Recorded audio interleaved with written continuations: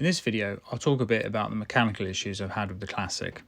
The car was essentially bought in early 2021 from a breaker's yard as a runner, but with no real knowledge of what was wrong with it.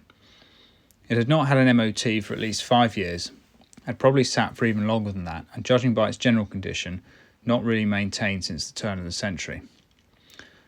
I really bought it because I could tell there was not much major corrosion in the body and the chassis was solid. While eventually it would need some heavier work, it would probably survive on MOT style welding for a good few years yet. It was obviously cosmetically poor, but this was mainly just the outer aluminium panels, which are fairly easy to replace if necessary. Mechanically, while I assumed that there would be stuff to do, I did not worry too much about it. After all, how bad could it really be? So let's talk a bit about what's going on mechanically with the Range Rover Classic, what I've done and had done to it since having the car.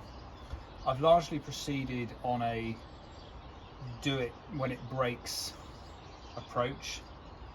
So this has been a combination of putting it in for MOT and just fixing the laundry list of issues that inevitably came up, and also just waiting for things to kind of break while driving it.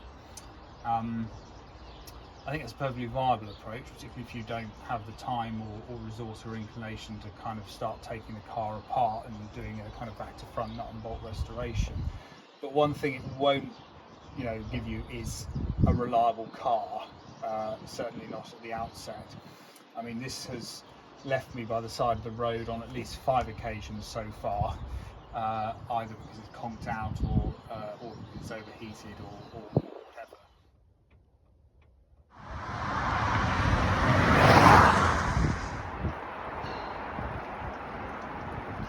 Slowly getting there now, and I think it's almost to the point now where there's actually very little left on it to go wrong. Anyway, so what have we done?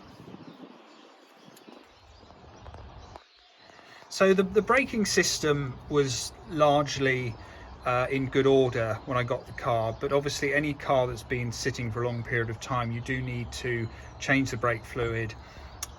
This had all new discs and pads because they were all just kind of corroded and horrible. But once that was all done, then no issues. Servo works as it should. No leaks from the system. I suspect some of the pipes underneath the body are probably a little bit corroded, but certainly went through its MOT with no issues in particular. So the big disappointment with this car was that the head gasket transpired to be leaking. Originally, when I got the car, it kind of felt fine when you just started it and ran it for 5-10 minutes, but after that, the idle would become rather erratic, and it would overheat, and you'd get this kind of compression leaky kind of sound from the engine. Having gone through all the kind of normal running issue kind of things like the timing, the fuel delivery system, vacuum leaks, all that sort of thing, I kind of gradually concluded that even though the static compression on the engine was fine, that when it was running it was losing compression from somewhere, and the head gasket really was the obvious culprit. Earlier on in the kind of diagnostic process, when I was just thinking about the overheating issue, I had the heater core had been blocked originally, I think. I'd unblocked that just by using a radiator flush and just doing an extended flush on the cooling system. Also tried running it without thermostat. Both of those things kind of helped, but it was still overheating way more than it should have been. So I eventually concluded it was the head gasket. Anyway, took it down to the garage, and yeah, they concurred with my analysis, and they did the head gasket job for me. Now, on the Rover V8, head gasket failures tend not to be the kind of stereotypical, like steam everywhere, steam coming out of the out of the head gasket on the from the cylinder banks. It's normally, as was the case with this one, an internal leak. So you've got the cooling jackets in the head at either end and back, apparently it tends to come from one of the rear two cylinders, which I think again was the case on this one.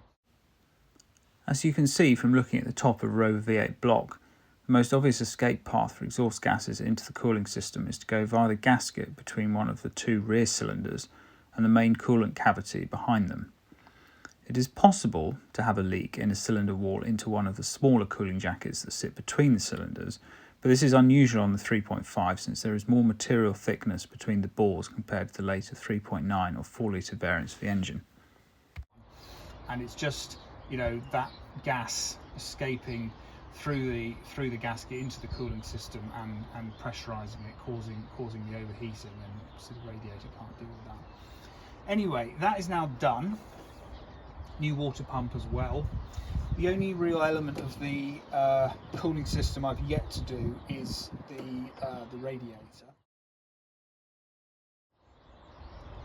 I'm going to get that recored. Before I do that, I'm going to do an extended flush on the system again, even though obviously the coolant was changed when the gasket was done. But I just want to make sure that all the gunk, particularly gunk that might have been in the heater core, has been flushed out. So I'm going to flush it through like a good 3-4 times, I think, with distilled water, just to make sure. You can, apparently there are drain points on the block itself, but certainly when I looked at this before, they're quite difficult to get to and they're quite hard to turn. I don't want to damage them. I don't want to break the head off them or anything like that. So I'm just going to leave them and just rely on recycling all the liquid through several times, and that will kind of get it all out, hopefully. So one little irritating thing that did happen was when I got the car, the starter was quite lazy. You'd go to start it and it would just turn over very, very slowly, and it would generally always start, but it was, it wasn't turning over as quickly as it should. So the garage changed the starter motor, and then a few weeks later the car wouldn't turn over, and I thought this was rather odd. And eventually, having looked at the wiring on the starter solenoid, which is the smaller of the two cylinders you can see in the picture here, the end cap was effectively separating from the body of the solenoid casing. And after having sprayed some electrical contact cleaner inside, it started working again. But essentially, the wiring around the solenoid was loose as a result, and that's why it was sort of intermittently not starting. And this would happen a few times. I would it would be all right for a bit, then I would spray some more contact cleaner, but all this time the plastic end cap was separating. So anyway, I took it back to the garage and they got the manufacturer of the motor to exchange it for another one, installed it. Hasn't been an issue since, so fingers crossed that was just a dodgy unit. It was a bit annoying because it was supposedly a remanufactured unit, but just goes to show occasionally some sort of strange failures for no good reason other than maybe quality control just come up. Also had a few snapped belts. So the belt on for the alternator and the power steering snapped twice. The second time the garage worked out that the tensioning arm was probably the wrong length, and he's kind of fabricated me like a little extension there just to put a bit more tension to the alternator. That's fine. The pulley for the fan and water pump also snapped on me, and we think that's because originally, despite changing the water pump, for whatever reason we didn't change the viscous coupling with the fan, and that was probably putting a bit of strain on the pulley, to the point where it snapped prematurely. So having changed the coupling as well, now that should all be running kind of nicely, and neither belt should kind of snap on me, again. Then the other day we had a few cutouts when running due to intermittent kind of electrical contacts. I think at the coil, as you can see here, obviously the coil itself is very old. All the kind of electrical connectors all look a little bit sort of corroded and everything.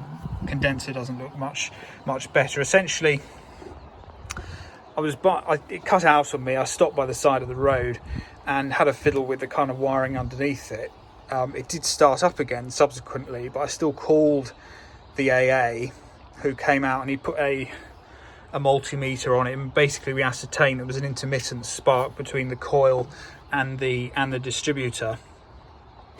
Having put a load of contact cleaner kind of and just cleaned off all the contacts on the coil, it hasn't done it for a few runs now, but I'm still going to change the coil, clean all the contacts, and also clean up the earth strap down here, because bad earths on kind of cars like this that have been sitting for a long time, it's always just a nightmare of bad earths to sort everything.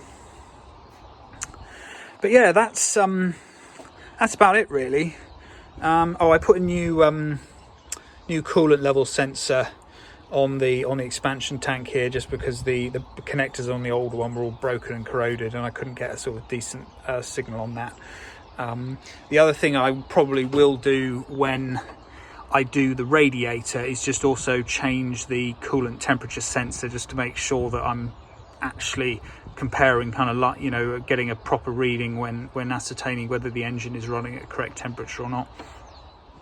I mean, the one thing that underneath here hasn't really gone wrong, which has been a relief, is the fuel delivery system, the injection system. There probably are some minor leaks somewhere here, but the air mass meter, throttle, and all the rest of it, and the manifold has all been sort of fine. I mean, the thing is about these very early kind of what they call flapper style injection systems, is they are pretty simple. They don't have a crank speed sensor. They don't even really have such a throttle position sensor, or at least not in the modern sense. And the ECU under the driver's seat is a pretty basic kind of analog kind of device that actually doesn't really fail that often.